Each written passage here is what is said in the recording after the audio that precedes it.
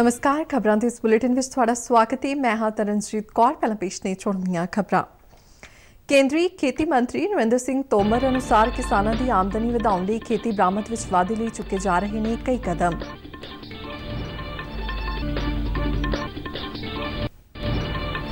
ਪੰਜਾਬ ਦੇ ਰਾਜਪਾਲ ਬਨਵਾਰੀ ਲਾਲ ਪੁਰੋਹਿਤ ਨੇ ਖਟਕੜ ਕਲਾਂ ਵਿਖੇ ਸ਼ਹੀਦ ਭਗਤ ਸਿੰਘ ਨੂੰ ਦਿੱਤੀ ਸ਼ਰਧਾਂਜਲੀ।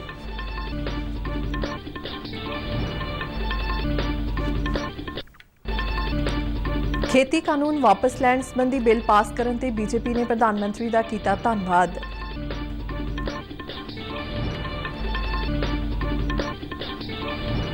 ते केंद्री योजना सोयल हैल्थ कार्ड स्कीम दा लाहा लै रहे ने सूबे दे किसान।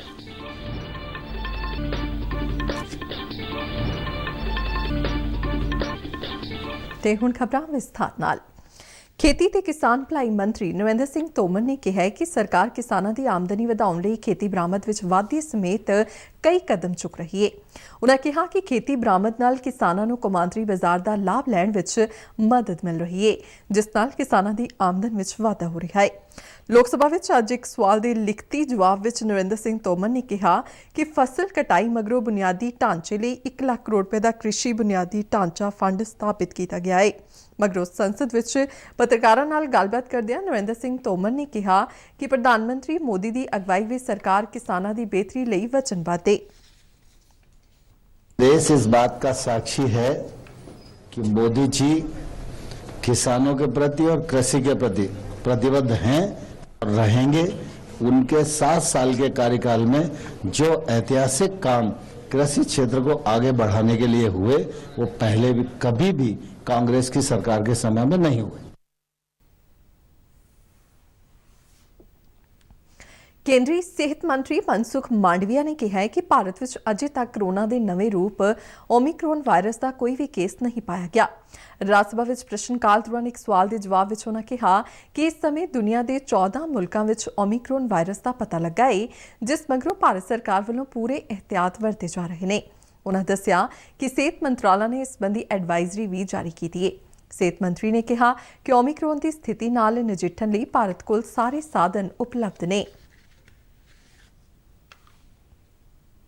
वेरिएंट अभी दुनिया के 14 कंट्री में पाया गया है और यहाँ उसका अभ्यास हो रहा है। इंडिया में अभी उसका कोई केस रिपोर्ट नहीं हुआ है, लेकिन दुनिया में जिस तरह से इस वायरस के संदर्भ में हमें सूचना मिली है उसको देखते हुए एक एडवाइजरी भी डिक्लेयर की गई है। पोर्ट पर हमने भी देख रेख रखना शुरू कर दिया है। कोई भी ऐसे संदिग्ध केस है तो उसको तुरंत ही चेक करके उसको जीनोमिक सीक्वेंसेस भी करा रहे हैं और आज के दिन में सारे प्रिकॉशन को लेने की आवश्यकता है, क्योंकि कोविड क्राइसिस के दरमियान हमने बहुत कुछ सीखा है। आज हमारे पास बहुत कुछ संसाधन भी अवेलेबल है, सारी लेबोरेटरी भी अवेलेबल है, कोई भी कैसी भी स्थिति को हम देख सकते हैं।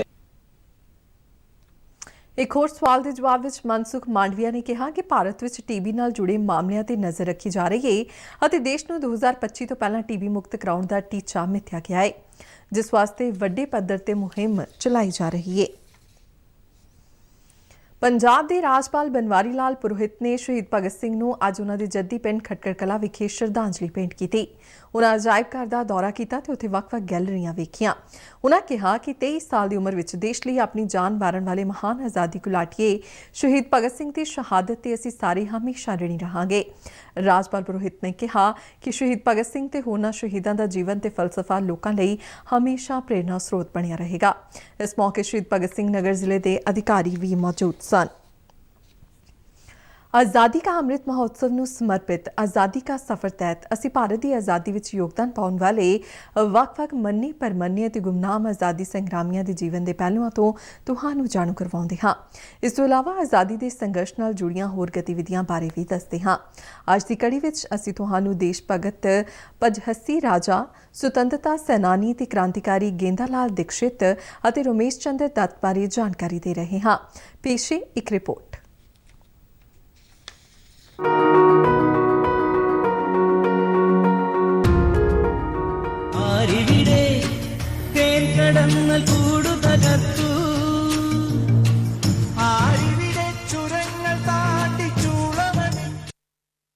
ਅੱਜ ਅਸੀਂ ਦੇਸ਼ ਭਗਤ ਪਜਹਸੀ ਰਾਜਾ ਨੂੰ ਯਾਦ ਕਰਦੇ ਹਾਂ ਜੋ 3 ਨਵੰਬਰ 1805 ਨੂੰ ਸ਼ਹੀਦ ਹੋ ਗਏ ਸਨ। ਉਹ 1774 ਅਤੇ 1805 ਵਿਚਾਲੇ ਕੇਰਲ ਦੇ ਮਾਲਾਬਾਰ ਖੇਤਰ ਕੋਟਿਆਮ ਸੂਬੇ ਦੇ ਅਸਲ ਪ੍ਰਮੁੱਖ ਸਨ ਅਤੇ ਜਿਨ੍ਹਾਂ ਨੇ ਬ੍ਰਿਟਿਸ਼ ਈਸਟ ਇੰਡੀਆ ਕੰਪਨੀ ਨਾਲ ਲੜਾਈ ਲੜੀ ਸੀ। ਉਹ ਆਪਣੇ ਮਾਰਸ਼ਲ ਕਾਰਨਾਮਿਆਂ ਲਈ ਕੇਰਲ ਵਿੱਚ ਸ਼ੇਰ ਦੇ ਰੂਪ ਨਾਲ ਹਰਮਨ ਪਿਆਰੇ ਸਨ।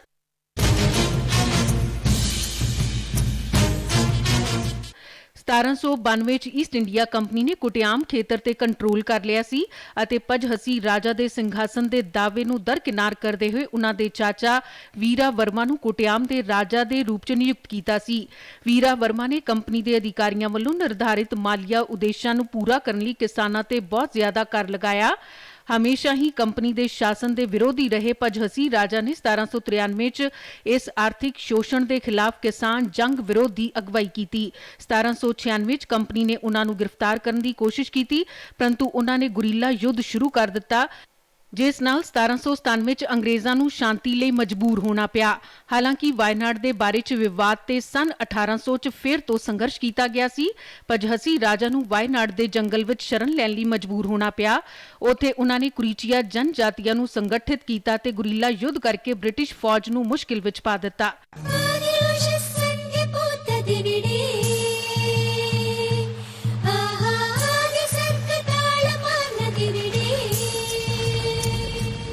1805 ਵਿੱਚ ਅੰਗਰੇਜ਼ ਅੰਤ ਰਾਜਾ ਦੀ ਫੌਜ ਨੂੰ ਵਸ ਵਿੱਚ ਕਰ ਪਾਏ ਪਰੰਤੂ ਪਜਹਸੀ ਨੇ ਅੰਗਰੇਜ਼ਾਂ ਹੱਥੋਂ ਫੜੇ ਜਾਣ ਤੋਂ ਪਹਿਲਾਂ ਆਪਣਾ ਜੀਵਨ ਖਤਮ ਕਰ ਲਿਆ ਸੀ। ਅਸੀਂ ਬਹਾਦਰ ਯੋਧਾ ਪਜਹਸੀ ਰਾਜਾ ਨੂੰ ਨਮਨ ਕਰਦੇ ਹਾਂ।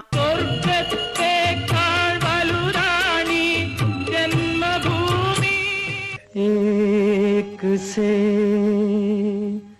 करता नहीं क्यों।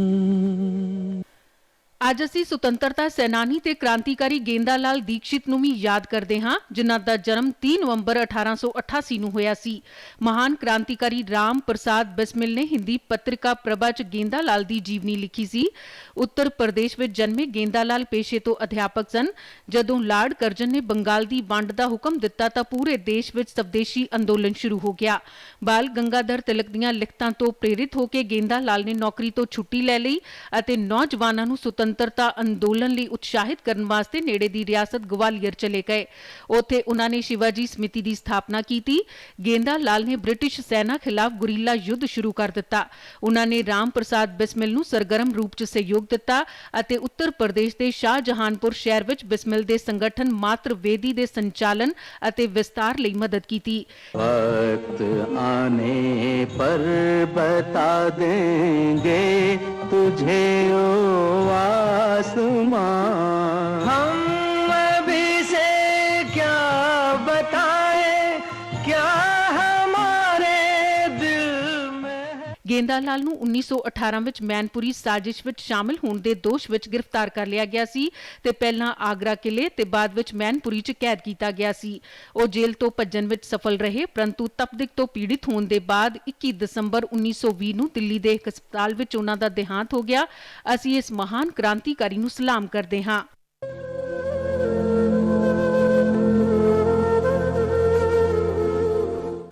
ਅੱਜ ਅਸੀਂ ਭਾਰਤੀ ਆਜ਼ਾਦੀ ਸੰਗਰਾਮ ਦੇ ਸ਼ੁਰੂਆਤੀ ਦੌਰ ਦੇ ਨੇਤਾ ਰਮੇਸ਼ ਚੰਦਰ ਦੱਤ ਨੂੰ ਵੀ ਯਾਦ ਕਰਦੇ ਹਾਂ ਜਿਨ੍ਹਾਂ ਦਾ ਦੇਹਾਂਤ 3 ਨਵੰਬਰ 1909 ਨੂੰ ਹੋਇਆ ਸੀ।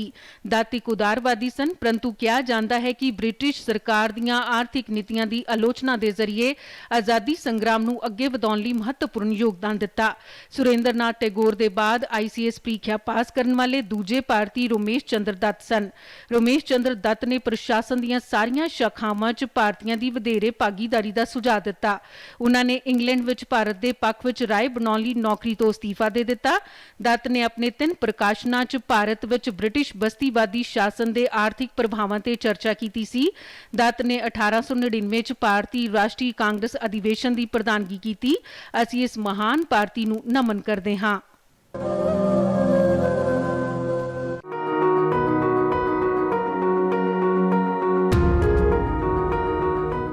ਬੀਜੇਪੀ ਦੇ ਕੌਮੀ ਜਨਰਲ ਸਕੱਤਰ ਤਰੁਣ ਚੁੱਗ ਨੇ ਪ੍ਰਧਾਨ ਮੰਤਰੀ ਵੱਲੋਂ ਖੇਤੀ ਕਾਨੂੰਨ ਸੰਸਦ ਇਜਲਾਸ ਦੇ ਪਹਿਲੇ ਦਿਨ ਹੀ ਵਾਪਸ ਲੈਣ ਸੰਬੰਧੀ ਬਿੱਲ ਪਾਸ ਕਰਾਉਣ ਤੇ ਪ੍ਰਧਾਨ ਮੰਤਰੀ ਦਾ ਧੰਨਵਾਦ ਕੀਤਾ ਹੈ। ਉਨ੍ਹਾਂ ਕਿਹਾ ਕਿ ਪ੍ਰਧਾਨ ਮੰਤਰੀ ਨੇ ਆਪਣਾ ਵਾਅਦਾ ਪੂਰਾ ਕਰਕੇ ਵੱਡਾ ਦਿਲ ਦਿਖਾਇਆ ਹੈ। प्रधानमंत्री जी ने बड़ा दिल दिखाया ਤਿੰਨੇ ਬਿੱਲ ਵਾਪਸ ਲਿੱਤੇ, ਗੁਰਪੁਰਬ ਵਾਲੇ ਦਿਨ ਲਿੱਤੇ, ਵਾਅਦਾ ਕੀਤਾ ਸੀ ਪਹਿਲੇ ਦਿਨ ਹੀ ਵਾਪਸ ਲਿੱਤੇ। ਵਿਸ਼ਵਾਸ ਰੱਖਣਾ ਚਾਹੀਦਾ। ਔਰ MSP ਤੁਹਾਡੀ ਔਰ ਮੇਰੀ ਉਮਰ 60 ਦੇ ਦਸ਼ਕ ਤੋਂ MSP ਚੱਲਦੀ ਆ ਰਹੀ, 60 ਦੇ ਦਸ਼ਕ ਤੋਂ ਲੈ ਕੇ ਅੱਜ ਤੱਕ MSP ਹੈਗੀ ਔਰ ਅੱਗੇ ਰਹੇਗੀ। ਇਹਦੇ ਬਾਰੇ ਪ੍ਰਧਾਨ ਮੰਤਰੀ ਮੋਦੀ ਜੀ ਨੇ ਖੁਦ ਸਦਨ ਦੇ ਅੰਦਰ ਖੜੇ ਹੋ ਕੇ ਕਿਹਾ ਕਿ MSP थी है वह रहेगी, क्योंकि कुछ लोग उलझाना चाह रहे हैं। मैं उन्होंने बेनती करांगा, उलझाओ ना, सुलझाओ।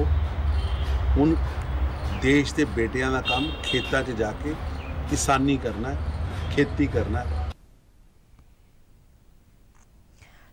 ਤਰੁਣ ਚੁਗ ਨੇ ਪਾਕਿਸਤਾਨ ਵਿੱਚ ਸ਼੍ਰੀ ਗੁਰੂ ਗ੍ਰੰਥ ਸਾਹਿਬ ਜੀ ਦੀ ਬੇਅਦਬੀ ਦੀ ਘਟਨਾ ਨੂੰ ਦੁਖਦ ਦੱਸਿਆ ਤੇ ਸਵਾਲ ਕੀਤਾ ਕਿ ਪਾਕਿਸਤਾਨ ਦੇ ਪ੍ਰਧਾਨ ਮੰਤਰੀ ਇਮਰਾਨ ਖਾਨ ਦੇ ਦੋਸਤ ਨਵਜੋਤ ਸਿੰਘ ਸਿੱਧੂ ਇਸ ਬਾਰੇ ਖਾਮੋਸ਼ ਕਿਉਂ ਨੇ।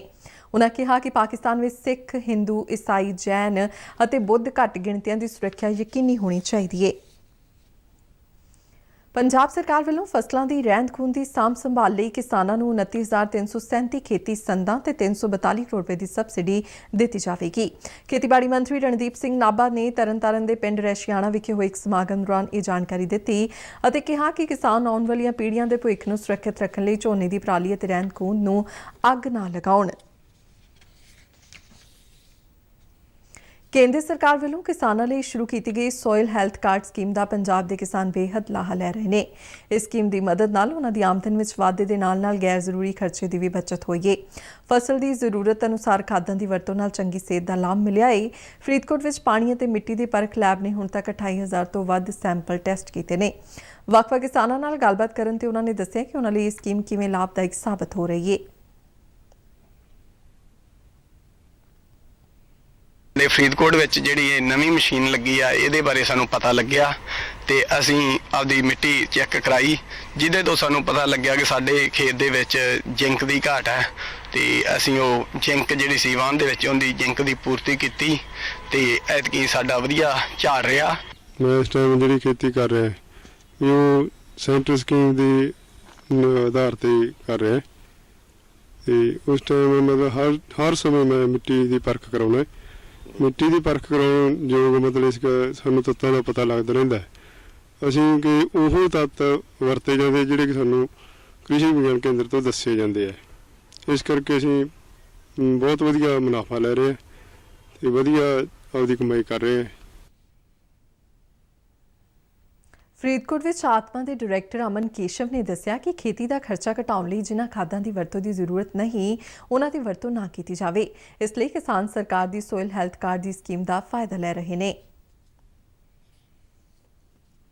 ਕਿ ਭਾਰਤ ਸਰਕਾਰ ਵੱਲੋਂ ਚਲਾਈ ਜਾ ਰਹੀ ਸੋਇਲ ਹੈਲਥ ਕਾਰਡ ਸਕੀਮ ਅਧੀਨ ਜ਼ਿਲ੍ਹੇ ਵਿੱਚ ਕਿਸਾਨਾਂ ਨੂੰ ਮਿੱਟੀ ਪਾਣੀ ਦੀ ਪਰਖ ਲਈ ਅਸੀਂ ਪ੍ਰੇਰਿਤ ਕਰਦੇ ਹਾਂ ਔਰ ਜਿੱਥੇ ਅਸੀਂ ਪ੍ਰੇਰਿਤ ਕਰਦੇ ਹਾਂ ਉੱਥੇ ਹੀ ਅਸੀਂ ਇਹਨਾਂ ਕਿਸਾਨਾਂ ਨੂੰ ਦੱਸਣਾ ਚਾਹੁੰਦੇ ਹਾਂ ਵੀ ਇਸ ਸਕੀਮ ਤਹਿਤ ਅਸੀਂ ਉਹਨਾਂ ਨੂੰ ਉਹਨਾਂ ਦੇ ਮੈਕਰੋ ਤੇ ਮਾਈਕਰੋ ਨਿਊਟ੍ਰੀਐਂਟਸ ਦੋਵਾਂ ਦੀ ਖੇਤ ਦੇ ਵਿੱਚ ਜਿਹੜੀ ਟੈਸਟਿੰਗ ਹੈਗੀ ਆ ਉਹ ਕਰਕੇ ਉਹਨਾਂ ਨੂੰ ਜਾਣੂ ਕਰਾਉਂਦੇ ਆ ਕਿ ਸਾਡੀ ਮਿੱਟੀ ਦੀ ਸਿਹਤ ਕਿਸ ਤਰੀਕੇ ਦੇ ਵਿੱਚ ਹੈ। ਕੇਂਦਰ ਸਰਕਾਰੀ ਸਕੀਮ ਹੈ ਸੋਇਲ ਹੈਲਥ ਕਾਰਡ, ਉਸ ਤੇ ਅਸੀਂ ਅਪਣਾ ਕੇ ਕੰਮ ਕਰ ਰਹੇ ਹਾਂ ਔਰ ਜੋ ਖੇਤੀਬਾੜੀ ਦੇ ਜੋ ਇਹਦੇ ਮੁਤਾਬਕ ਟੈਸਟ ਹੈ ਜ਼ਮੀਨ ਦਾ, ਮਿੱਟੀ ਦੇ ਟੈਸਟ, ਪਾਣੀ ਟੈਸਟ, ਉਸ ਤਰ੍ਹਾਂ ਕਰਨ ਨਾਲ ਸਾਡੀ ਜਿਹੜੀ ਖਪਤ ਉਹ ਘਟੀ ਹੈ। ਜਿਹੜੀ ਅਸੀਂ ਖਾਦ ਯੂਰੀਆ DAP ਵੱਧ ਵਰਤਦੇ ਸੀਗੀ ਉਹ ਘਟ ਗਈ ਔਰ ਪਾਣੀ ਜਿੰਨੇ ਤੱਤ ਹੈ ਪਾਣੀ ਵੀ ਲੋੜ ਮੁਤਾਬਕ ਵਰਤਦੇ ਆ। ਇਹ ਕੇਂਦਰ ਸਰਕਾਰ ਦੀ ਇਹ ਸਕੀਮ ਸਾਡੇ ਲਈ ਬਹੁਤ ਲਾਹੇਵੰਦ ਹੋਈ। ਇਸ ਸਕੀਮ ਤਹਿਤ ਫਰੀਦਕੋਟ ਲੈਬੋਰਟਰੀ ਪੰਜਾਬ ਦੇ 11 ਜ਼ਿਲ੍ਹਿਆਂ ਨੂੰ ਕਵਰ ਕਰ ਰਹੀ ਹੈ। NRHM ਇੰਪਲਾਈਜ਼ ਐਸੋਸੀਏਸ਼ਨ ਦੇ ਸੂਬਾ ਪ੍ਰਧਾਨ ਇੰਦਰਜੀਤ ਸਿੰਘ ਰਾਣਾ ਤੇ NHN ਇੰਪਲਾਈਜ਼ ਯੂਨੀਅਨ ਦੇ ਪ੍ਰਧਾਨ ਗੁਰਪ੍ਰੀਤ ਸਿੰਘ ਭੁੱਲਰ ਨੇ ਪੰਜਾਬ ਸਰਕਾਰ ਤੇ ਮੁਲਾਜ਼ਮਾਂ ਸੰਬੰਧੀ ਸਿਰਫ ਐਲਾਨ ਹੀ ਕਰਨ ਦਾ ਦੋਸ਼ ਲਾਇਆ ਹੈ। ਮੋਹਾਲੀ ਵਿੱਚ ਅੱਜ ਸਿਹਤ ਮਿਸ਼ਨ ਦੇ ਠੇਕੇ ਦੇ ਆਧਾਰ ਤੇ ਕੰਮ ਕਰਦੇ ਮੁਲਾਜ਼ਮਾਂ ਦੀ ਰੈਲੀ ਨੂੰ ਸੰਬੋਧਨ ਕਰਦਿਆਂ ਉਨ੍ਹਾਂ ਕਿਹਾ ਕਿ ਸਰਕਾਰ ਨੇ 36,000 ਮੁਲਾਜ਼ਮਾਂ ਨੂੰ ਪੱਕਾ ਕਰਨ ਦਾ ਐਲਾਨ ਕੀਤਾ ਹੈ, ਪਰ ਇਸ ਵਿੱਚ ਬੋਰਡ, ਕਾਰਪੋਰੇਸ਼ਨ ਅਤੇ ਕੇਂਦਰ ਦੀਆਂ ਯੋਜਨਾਵਾਂ ਵਿੱਚ ਕੰਮ ਕਰਦੇ ਮੁਲਾਜ਼ਮਾਂ ਨੂੰ ਸ਼ਾਮਲ ਨਹੀਂ ਕੀਤਾ ਗਿਆ ਹੈ। ਉਨ੍ਹਾਂ ਕਿਹਾ ਕਿ ਜੇਕਰ ਸਰਕਾਰ ਨੇ ਕੋਈ ਢੁਕਵੀਂ ਕਾਰਵਾਈ ਨਹੀਂ ਕੀਤੀ ਤਾਂ ਸੰਘਰਸ਼ ਨੂੰ ਤੇਜ਼ ਕੀਤਾ ਜਾਵੇਗਾ। ਇੱਧਰ ਜਲੰਧਰ ਲੁਧਿਆਣਾ ਹਾਈਵੇ ਤੇ ਲਾਡੋਵਾਲ ਟੋਲ ਪਲਾਜ਼ਾ ਇਲਾਕੇ ਵਿੱਚ ਵੀ ਸੂਬਾ ਸਰਕਾਰ ਦੇ ਕੱਚੇ ਮੁਲਾਜ਼ਮਾਂ ਦੀਆਂ ਵੱਖ-ਵੱਖ ਜਥੇਬੰਦੀਆਂ ਦੇ ਮੁਲਾਜ਼ਮਾਂ ਨੇ ਕਈ ਘੰਟੇ ਤੱਕ ਸੜਕ ਜਾਮ ਕੀਤੀ। ਇਸ ਨਾਲ ਸੜਕ ਦੇ ਦੋਹਾਂ ਪਾਸੇ ਵੱਡਾ ਜਾਮ ਦੇਰ ਸ਼ਾਮ ਤੱਕ ਲੱਗਿਆ ਰਿਹਾ ਅਤੇ ਆਉਣ ਜਾਣ ਵਾਲੇ ਲੋਕ ਬੇਹੱਦ ਖੱਜਲ ਖੁਆਰ ਹੋਏ। ਖਬਰਾਂ ਦੇ ਬੁਲੇਟਿਨ ਸਾਡੇ ਦਰਸ਼ਕ RNU DDK ਜਲੰਧਰ ਦੇ YouTube ਚੈਨਲ, Facebook ਪੇਜ ਅਤੇ Twitter ਹੈਂਡਲ ਤੇ ਵੀ ਵੇਖ ਸਕਦੇ ਨੇ। ਤੇ ਬੁਲੇਟਿਨ ਦੇ ਅਖੀਰ ਵਿੱਚ ਚੁਣਵੀਆਂ ਖਬਰਾਂ ਇੱਕ ਵਾਰ ਫਿਰ ਤੋਂ। ਕੇਂਦਰੀ ਖੇਤੀ ਮੰਤਰੀ ਨਰਿੰਦਰ ਸਿੰਘ ਤੋਮਰ ਅਨੁਸਾਰ ਕਿਸਾਨਾਂ ਦੀ ਆਮਦਨੀ ਵਧਾਉਣ ਲਈ ਖੇਤੀ ਬਰਾਮਦ ਵਿੱਚ ਵਾਧੇ ਲਈ ਚੁੱਕੇ ਜਾ ਰਹੇ ਨੇ ਕਈ ਕਦਮ। ਪੰਜਾਬ ਦੇ ਰਾਜਪਾਲ ਬਨਵਾਰੀ ਲਾਲ ਪੁਰੋਹਿਤ ਨੇ ਖਟਕੜ ਕਲਾਂ ਵਿਖੇ ਸ਼ਹੀਦ ਭਗਤ ਸਿੰਘ ਨੂੰ ਦਿੱਤੀ ਸ਼ਰਧਾਂਜਲੀ।